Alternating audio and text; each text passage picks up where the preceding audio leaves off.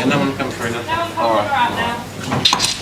You finished talking to Steve now, yeah? Or you want to talk to me or you don't want to talk to me? I'm only joking. You know it's only a friendly, right? Okay, just so to remind you, right? No, it is, all right. Okay, we're all set. All right, we have with us a head coach, no stranger to anyone here, Dwight Yorke. We open the floor to questions right away by a show of hands and identify your media house. Thank you. First question for Dwight. Well, that's good, isn't it? Yeah, go ahead. Just the second one while I say something. You're still setting up. Dwight, I mean, look, Go ahead. You're with the team now, preparing for the World Cup. What did you see there today with the team? Well, I seen a game of two halves in many respects. Wasn't particularly great first half. A little bit lackadaisical at times in terms of the approach. We changed the system slightly, so again, having a few days to prepare for the game. Don't use it as particular an excuse, but you can see with a couple of new personnel as well, we struggle early parts of the game. But certainly once we get ourselves back into the game and got a foothold into the game, you can see that what we were trying to do, certainly first half didn't materialize as I thought it may have done, but we made a little bit of a change in the second half and the players seem to have got it much more. So, yeah, as I said, a game of two halves where we wasn't particularly great first half, but second half we certainly show what Trinidad and Tobago can do and play at a certain intensity, then we become a different team to look at. And just one other, sorry, the Unity Cup, the whole concept of the Unity Cup, my last question. What about that, please? Yeah, it's good. I mean, it's good. It's a good concept. I don't think we would have ever meet any African nation teams had not been for the Unity unless you're playing in major competition. So to have that here in London, it's you can see it's been well supported. You know, the two countries come out in their numbers and support their countries. It's not happening this part of the world very often. So we're delighted to be part of it. Of course, the results is a little bit disappointed for us, but it shows that the Unity Cup hopefully will be something that will take us forward, going forward. Yeah, all right, go ahead. But on the day, what did you think your team lacked, and what do you think they must work on going forward if they are put in such a situation again? Yeah, I think that we're still a team that we are growing and continue to build. As I said, even though it's been 6 months, what I do believe in the team is that we're a little bit young, and these kind of tournaments is not something that we are very familiar with. And so we continue to grow as much as we are disappointed. Just give them a good understanding that the level, if you're going to perform against good teams, we can't afford to give them a head start like we did, conceding 2 penalties when you think about it. Yeah, it's just the inexperience, and this is why the Unity Cup will be such a great competition. So some of these young players who haven't been at this level will get the opportunity to then hopefully improve as we progress. Yep. Further questions for Dwight? Yeah.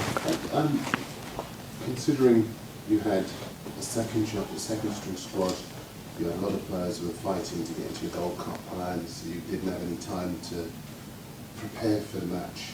You have to be pleased with the way that they fought back from 2 goals down to really try to get into your plans and show you that they're playing for you.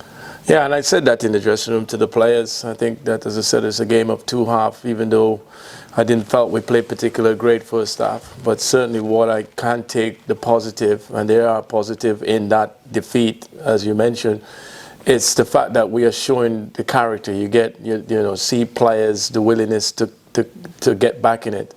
It's something that we addressed, we spoke about, that, being a reactive team rather than a proactive team. We tend to give teams head starts, certainly in my time and certainly now looking at it.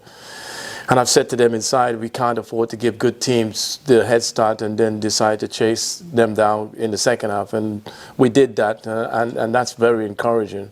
But we've got to be able to manage team in a much more sensible way and not give away silly goals. We kind of shot ourselves in the foot in many occasions.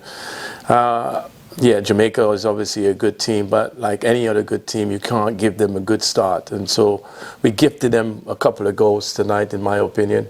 But I felt in terms of what my team shows, there is character in there. They show that willingness to fight all the way back. And of course, in the manner that we lost, there's a lot of disappointment in that dressing room. But also, for us, it's a learning thing. It's something that we continue to build. You mentioned about, you know, the various players not here. It's the same for Jamaica in many respects. So I think I should identify that. And it's not an excuse for us. But we are looking to build. The bigger picture is obviously the World Cup campaign and then going into the Gold Cup stage. There's a lot of positive in that dressing room despite the defeat tonight.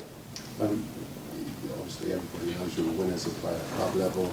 You took Trinidad and Tobago to the World Cup in 2006. And you get the sense, looking at the way that the players are playing, is that there's a level that they've stepped up to because they've obviously decided to meet your standard. Do you feel that they're meeting it at the moment? Oh no, absolutely. I'm delighted in the 6 months that I've taken over the job from when I first stepped in. The progress that we have made and what we have managed to build on from what the previous manager has done. I think you can see that the team is progressing nicely.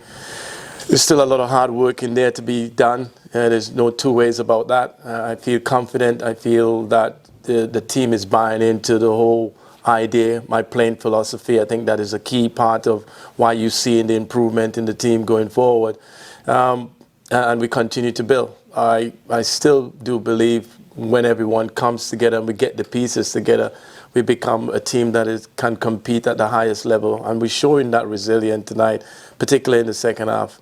And I think that, you know, Trinidad and Tobago now are assembling a team that can compete in that format. And any teams that we come up against, they're looking over their shoulders thinking that, you know, whereas in the past we used to be a little bit of a soft touch, I want to change those mentality and flip it around that they're in for a very tough game every time they play for Trinidad and Tobago.